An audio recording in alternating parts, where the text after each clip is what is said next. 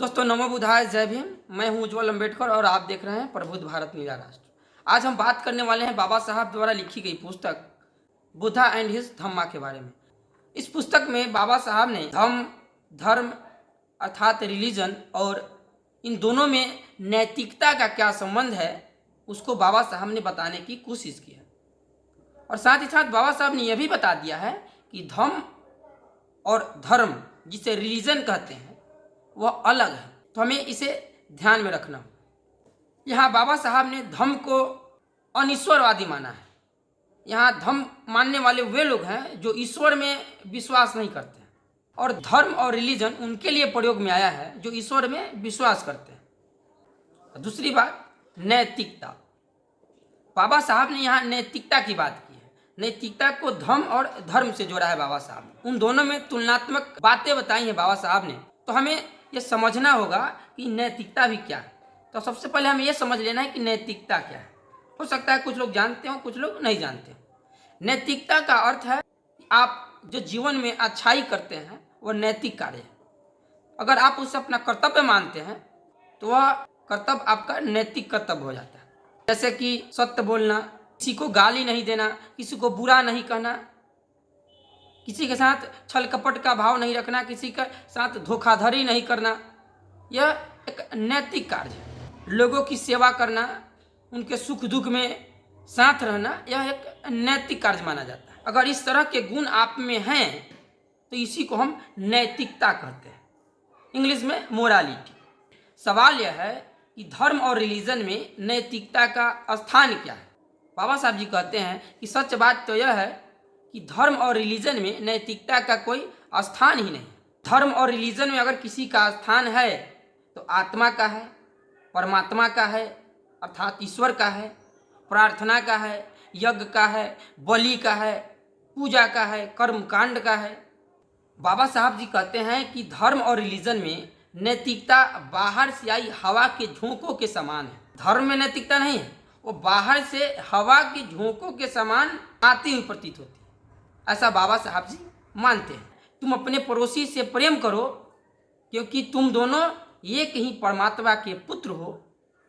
यही धर्म और रिलीजन के तर्क है, और इसी आधार पे वे नैतिकता की बात करते हैं। वे ईश्वर के डर से नैतिकता की बात करते हैं, क्योंकि ऐसा न हो कि उनसे कोई ऐसा अनैतिक कार्य हो जाए और वे नरक के द्वार चले जाए, तो वे डर के मारे नैतिकता की बात करते हैं। जबकि इस तरह के डर से निकली हुई नैतिकता को नैतिकता नहीं कहते। नैतिकता वह है जो किसी को पीड़ा में देखकर खुद पीड़ित हो जाए, वह व्यक्ति नैतिक है, उसके अंदर नैतिकता है। अगर आप कष्ट में हो और मैं आपको देखकर पीड़ित हो जाऊं तो मैं नैतिक हूं। तो ऐसी नैतिकता होनी चाहिए, न कि किसी के भय के कारण आपके अंदर नैतिकता है कि अगर हम नैतिक नहीं होंगे, अच्छा कार्य नहीं करेंगे, अगर हम अनैतिक हो गए तो ईश्वर हमें नरक में भून डालेगा, तेल से खोलते हुए कढ़ाई में फ्राई कर देगा। इस तरह के भय से लोग नैतिक कार्य करते हैं, जबकि ऐसा होना नहीं चाहिए। आप एक बार सोचिए कि अगर वह व्यक्ति जो इस तरह नैतिक कार्य कर रहा है ईश्वर को मानकर, ईश्वर के डर से, अगर उसने विकासवाद का सिद्धांत सही से पढ़ लिया, विज्ञान को सही से परख लिया और यह जान लिया कि हमें किसी ईश्वर ने नहीं बनाया, हम जैविक विकास के एक प्रक्रिया का परिणाम मात्र हैं। जिस दिन उस व्यक्ति ने यह समझ लिया कि जीवन की उत्पत्ति रासायनिक पदार्थों से हुई है, तो उसका तो ईश्वर से मोह भंग हो जाएगा, ईश्वर का डर भी समाप्त हो जाएगा। तो हो सकता है एक दिन वो अनैतिक हो जाए। तो बाबा साहब इस तरह के नैतिकता को धम्म नहीं कहते हैं, इसको धर्म या रिलीजन के अंतर्गत रखते हैं और इसे अलग कहते हैं और इसे सही नैतिकता नहीं मानते हैं।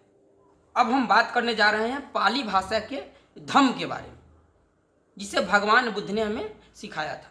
अब सवाल है कि धम्म में नैतिकता का क्या स्थान है। इसके बारे में बाबा साहब कहते हैं, नैतिकता ही धम्म है और धम्म ही नैतिकता है।